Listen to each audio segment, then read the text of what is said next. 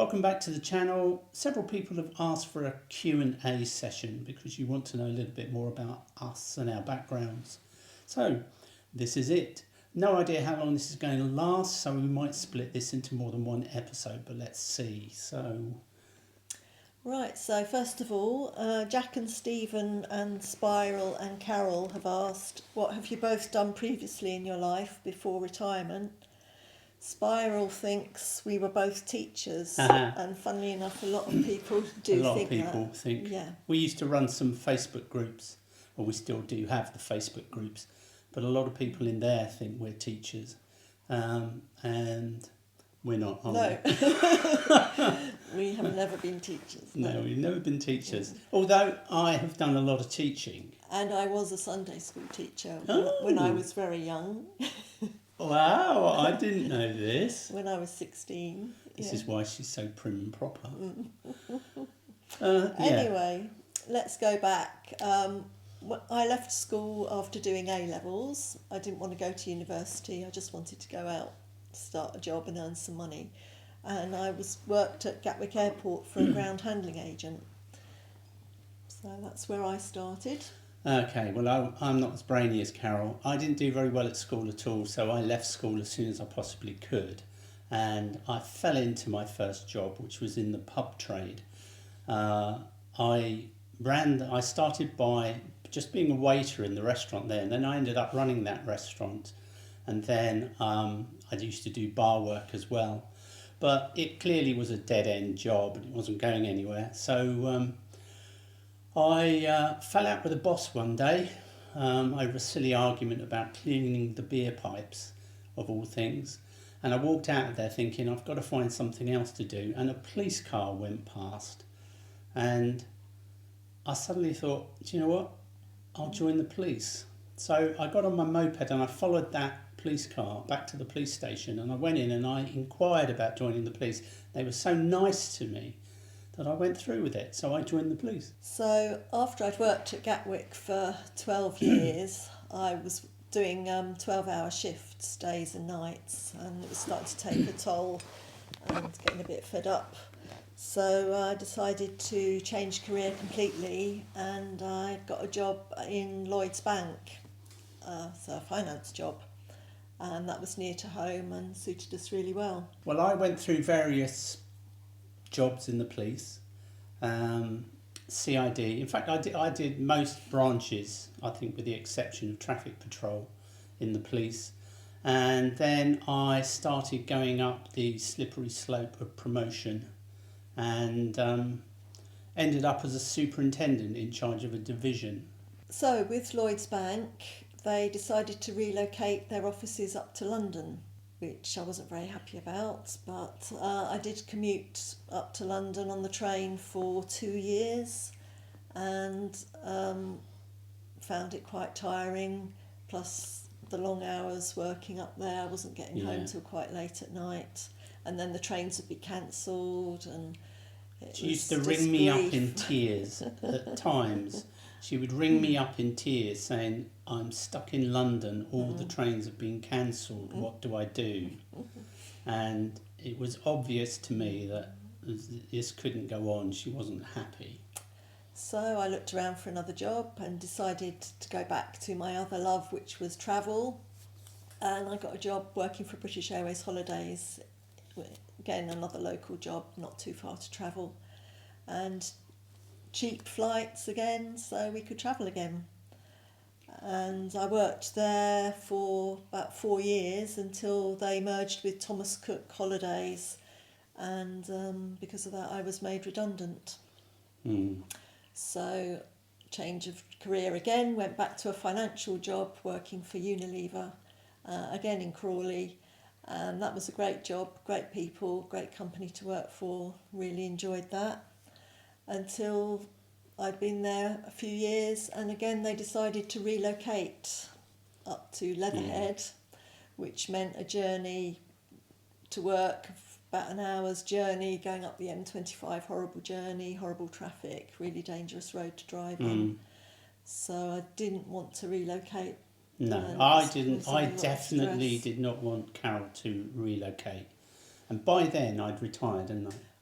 You were just about Just coming about up for to your retire. retirement. Yeah, being in the police, 30 years. although the journey that Carol was going to undertake if she relocated wasn't in our police area, I am aware that that's quite a dangerous route to drive, and there was no way I wanted you going up there on that busy motorway every day. And so what I really wanted was for you to pack it all in, and you were getting a little bit stressed out by it, weren't you? Yes, because you had to fight for a Yeah. reason to why you could have redundancy. You had to prove that the journey was too much or have Yeah. some valid reason. And a lot of people were being given redundancy, but they wouldn't give me redundancy because I didn't have any dependent children or family, had no valid excuse why I couldn't make the journey. So they were expecting me to go, and it was getting very, very stressful. So I said to you, why don't you just pack it in? So we had a long chat one night, and I thought, yeah, why don't I? Yeah. So I went in the next day, handed in my notice, and a month later I'd left, and Ken whisked me off to New York and Las Vegas for a holiday. Carol loves to travel, so Carol was unsure about retiring. I think were you worried that you wouldn't have enough to do? Yes, and I liked the people I worked with, and I Yeah. loved the job. It was a great job. And I didn't want to leave that particular line of work, what I was doing, and thought I'd miss the people, and what would I do all day? Yeah. So Well, I was very wary. my situation was that by the time I finished my career in the police, I was quite exhausted. I had a very demanding job, and I didn't really want to do another job, certainly not at that time. No. And what I was worried about is that if Carol continued working, I knew that if I was on my own all the time, I'd just get bored and I'd end up in another job. And I really didn't want that to happen. I wanted us to have some fun. So I knew that by whisking her away and, treating her to a trip over to New York, you would get a taste for travel. Yeah. And We haven't looked looked back back since. since. All we've No, done. That's all we've done. Is plan the next trip and travel. Yeah. So it's been great. Yeah, it's been great. And I'm lucky because obviously in the police, you do 30 years in the police and you leave with a reasonably good pension. So we are very lucky that we're able to do this. Very lucky. Yeah, very lucky. Yeah. So where are we up to? Next question. We have got some notes down here just Yeah. so that we don't forget, and we go through in a structured manner. So forgive us for looking down every now and then. Yeah. So Spiral asks, how did you two meet? So goes back to when I was working at Gatwick Airport. My job involved working on a desk in the arrivals hall, giving information about flight arrivals. Yeah. And because I was there for 12 hours during the day, you'd get various other people would come up and talk to you. A lot of policemen would come and talk to you. Yes, a lot of policemen would go. So let me explain why a lot of policemen would go and talk to Carol. After you'd done your first 2 years walking the beat and you were confirmed as a constable, so they moved all the single officers to Gatwick Airport. So all the single men went to Gatwick Airport because there are lots of pretty girls at the airport, and so they sent the single men so that nobody got into trouble. And all of my colleagues, all of my good friends from my job, all ended up marrying girls from the airport. And so that's where we met. And Spiral asks, how long have you been together? Well, that was back in 1980 when we first met. And Well, yeah. We met in 1980. We got on very, very well, didn't we? yeah, And within 6 months, I had asked Carol to marry me. but I was very young, and after 6 months, I didn't feel that I particularly knew him well enough to get married. Yeah. So I just said, I turned him down She turned me down. and said, I need more time. Yeah. I knew that I wanted to marry Carol. But no, she turned me down, and I made you wait Another 3 years another 3 for the next years proposal. before I asked again. And the second time I said yes straight away. Yeah. Yeah. And so we were married in 1985. Yeah, 1985. So we've been married for 35 years. Yeah. And we hope we have a few more to come. Yeah. Wee Brun Van asks, do you ever fall out with each other being in such close proximity in the van while you're away? And if you do, how do you deal with it? Yes, of course we do. Everybody falls out. But we don't have blazing rows. We have had one or two blazing rows, haven't we, in all of those years? Yeah. But they happened fairly early on, and then I think we soon got to learn about each other, the triggers, and therefore we can avoid them. I know when she's upset, she knows when I'm upset, and Carol's approach is say nothing, go quiet, do nothing if she thinks I'm upset. My approach is more nip it in the bud. Nip it in the bud. Deal with it. Deal with it there and then. Yeah, but deal with and it. get over it. Yeah. Deal with it rationally. Now, lots of people have commented, and how on earth do you get on in such a confined space? Well, there's a simple rule: only one person moves at once in that van, don't they? Yeah. If only one person moves at once, then you're not going to be in anybody's way, and therefore it's fairly easy, I think, in the van. Yeah, yeah. And everything's so laid back in the van anyway. Yeah. You don't move around a lot. And No. Everything's at a much slower pace. Yeah. So it works fine. Yeah. And if we do fall out, I think the thing is just to get over it. No point sulking because it's just going to ruin your holiday. No, there's no point. So just after a short while, just forget it and then just get on with things again. Yeah, I can forget things almost instantaneously as long as they're not continued. Yeah, Do you know and what I don't mean? repeat themselves. Don't nip at it all the time, and I'm fine. And I think that came from my job really, because being a policeman, you're dealing with difficult people all the time, and you have to forget about that difficult person and move on to the next person who's not, and so I can sort of turn it on and turn it off quite quickly. Okay, what's next? Okay, so changing the subject completely now. Stephen Bird and Joan Cowley ask, what finally made you decide to jump from a caravan to a camper van? Yeah. Was it the option to wild camp without the need of a camping site? How long have we had caravans? We bought our first caravan in 1991. So the first time we actually thought of possibly buying a camper van, I think, goes back to when I was booking a trip along the Rhine. I'd booked the route we were going to travel, and I'd started booking some caravan sites we could stay at, planning what we were going to do each day. And it just got so complicated trying to decide, what you're going to do, where you're going to park. Yeah, where you you're going to stop. You can't wild camp in a caravan. You can't plan to go and see anything en route to anywhere when you've got a caravan. No. So you've got to go from campsite to campsite, book Yeah. that, and then go and explore around that area in the car. And that gets boring.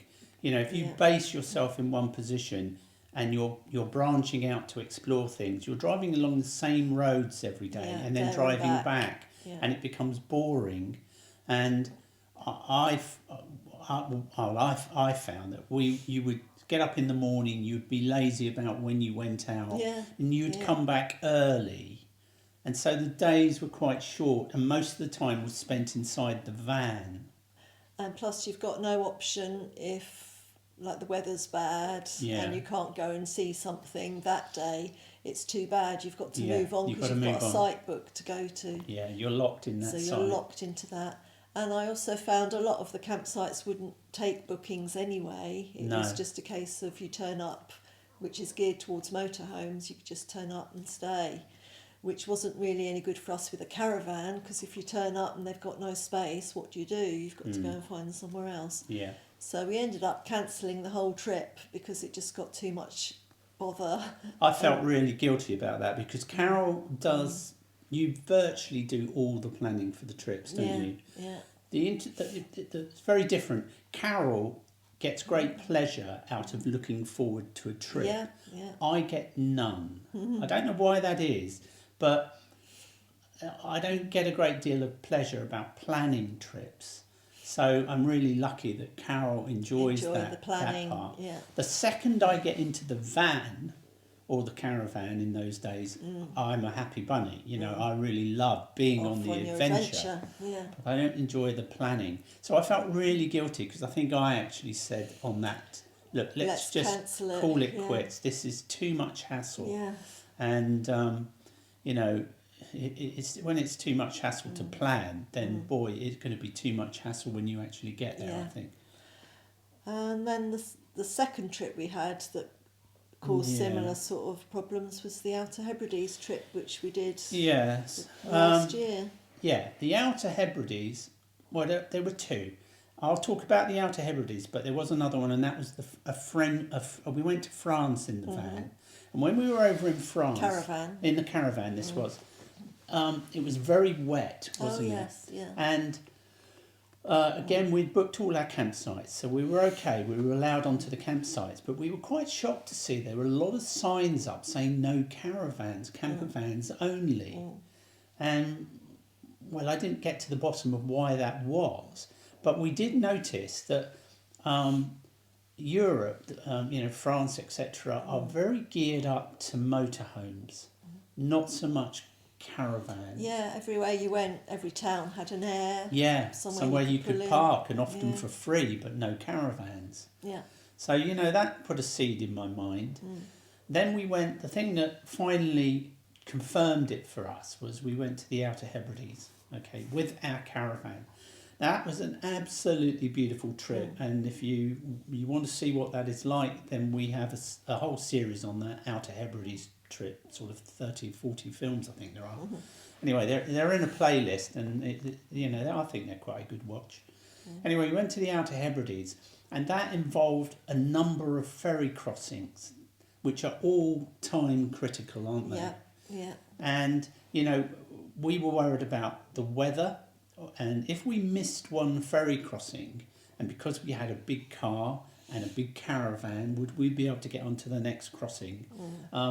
One mishap, because of weather or something, could have messed the whole trip up. Yeah, and because you've got all your sites booked as well Yeah. to coincide with your ferry crossings. So if you missed a ferry crossing for a day, it would knock out all the campsite bookings going ahead for the rest of Absolutely, the it would trip. have made a real mess of it. Now, we were lucky it never happened to us, but you know, that got me thinking. And then also on the Outer Hebrides, the roads are tiny, and whilst we didn't have any problems towing a caravan over there, it was fine.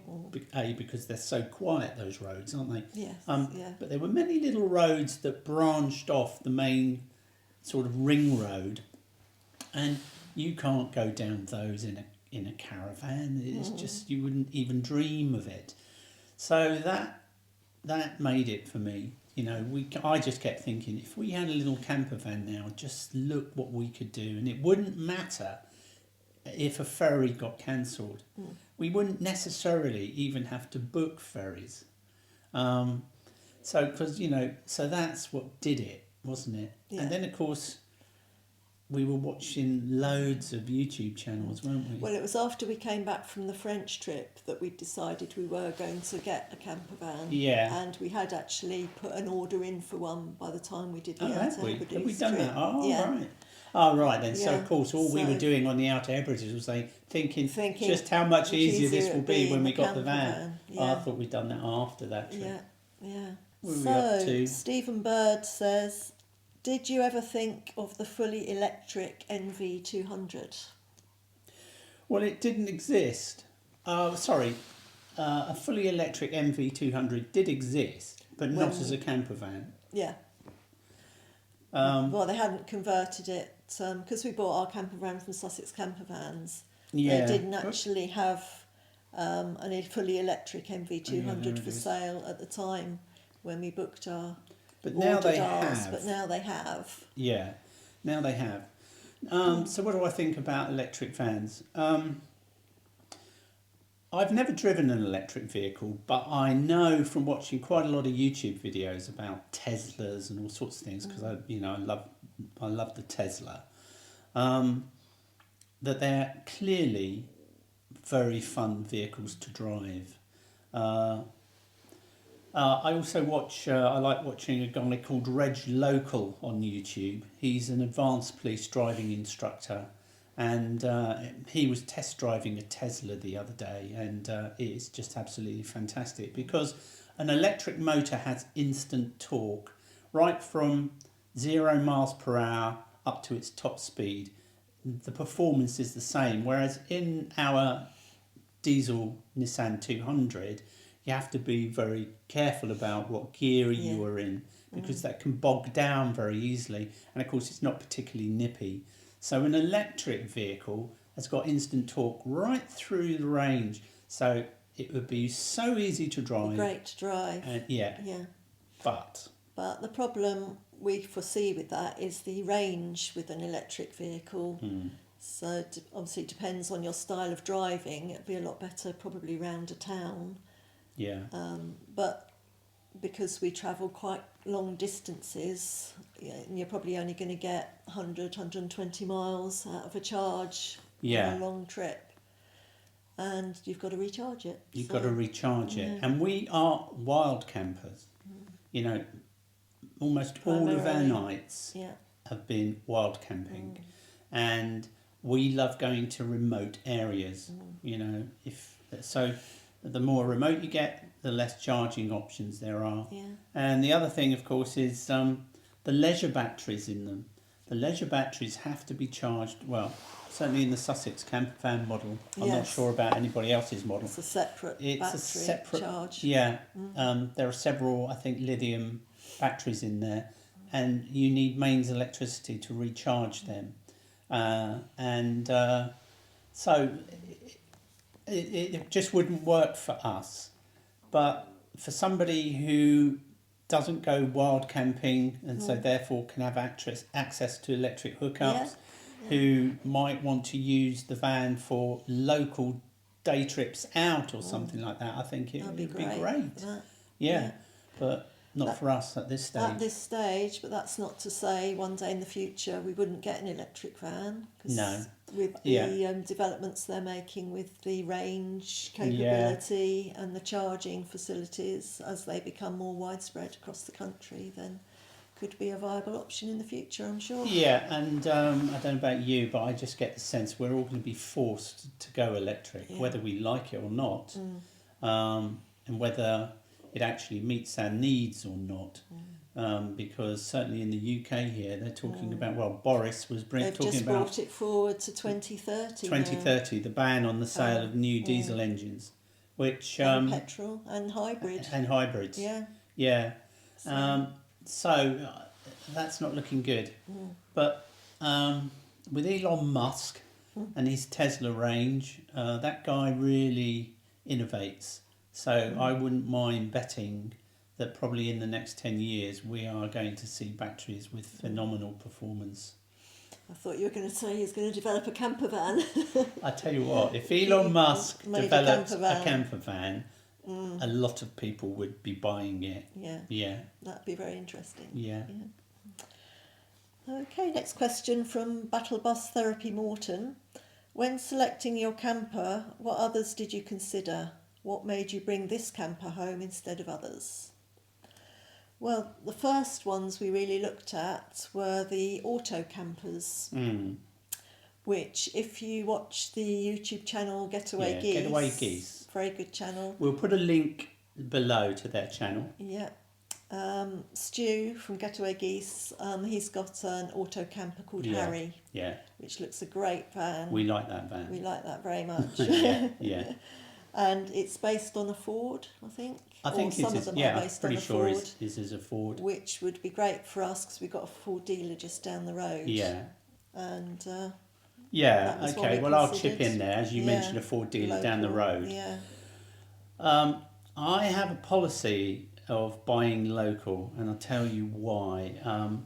We used to have Ariba caravans, didn't we? Yeah. These are tiny little touring vans. they're beautiful vans. And we bought an Ariba, and then we had problems with it. The only place, our dealer actually closed down, didn't they? The nearest dealer to us Yeah. was in Oxfordshire, which was about a Oxfordshire. 2-hour drive 2-hour away. drive. They broke down. They closed down. And we had a problem, and we went.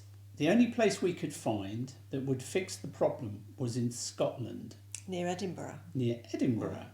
Jandy, is that Jandy. Jandy? Very, very nice people up at Jandy. Anyway, we took it up there for them to fix it, and we spotted a Heimer Caravan. Heimer feeling pop-top Caravan. Yeah, pop top. It's a beautiful van, wasn't it? Beautiful, yeah, lovely. We fell in love with that van there and then, and we bought it, didn't we? Yeah. So we left our trouble up there and bought this new one. Yeah. Anyway, cut forward. How long did we have that? Oh, about 4 years. 4 years later, Yeah. we're having problems now with the Heimer, and we could not find anybody local that would touch it. The problem was it had a glass skylight. Yeah, plastic. Or skylight. plastic skylight that got a crack in it. It shattered one day. It shattered for some Yeah. reason, while we were away. Yeah. And trying to get that fixed. It was a nightmare. Nightmare. And so I resolved from that moment onwards that I would always buy something that was readily available in as many places as possible. So we switched to Bailey Caravans. Bailey didn't we? Caravans. And we mainly went to Bailey's because we got a dealer in Uckfield, not very Local far, dealer. local dealer. So we knew that if we ever had a problem, we just, half an hour and the problem can be back on their drive instead of ours. And that has worked really, really well, hasn't it? Yeah. And so we had several Bailey Caravans from them over the years. So it was buying local that swung it. So The other reason? The other thing to consider when we were considering which camper van to buy was the wild camping options. Yeah. Because we thought the whole idea of getting the camper van was that we could wild camp, not have to plan and book sites. We wanted to go wild camping and stealth camping. Yeah. So that was a big factor. It had to be small. We wanted the ultimate. We made a big switch, didn't we? We were going from a really luxurious Big caravan. Into this tiny little space. And we knew that was going to be a monumental change for us. So if you're going to make that much sacrifice on your comfort, then there has to be a reward. And the reward is, with the MV200, you can park it and drive it almost anywhere, can't you? Yeah. If we wanted to, we could pull into a multi-storey car park and spend the night there. We haven't actually done a multi-storey car park yet, have we? But if we had to, for the night, we would. We've done many car parks, and we've parked in amongst rows of parked vehicles and stealth camped and everything. So, with the MV200, we can do virtually anything. And that's important to us, so that if we ever were going to meet a ferry and that ferry got cancelled, we just want to be able to park right there, waiting for the next one. Yeah. And of course, the bigger the van, the less options you have to be able to do that. Yeah. So that was a big factor. Yeah. Just before we go on, I think I'll do a video on wild camping. We've learnt so much about how to wild camp, and so I think I will do a video in the near future on that. That'd be a good one to do. Yeah.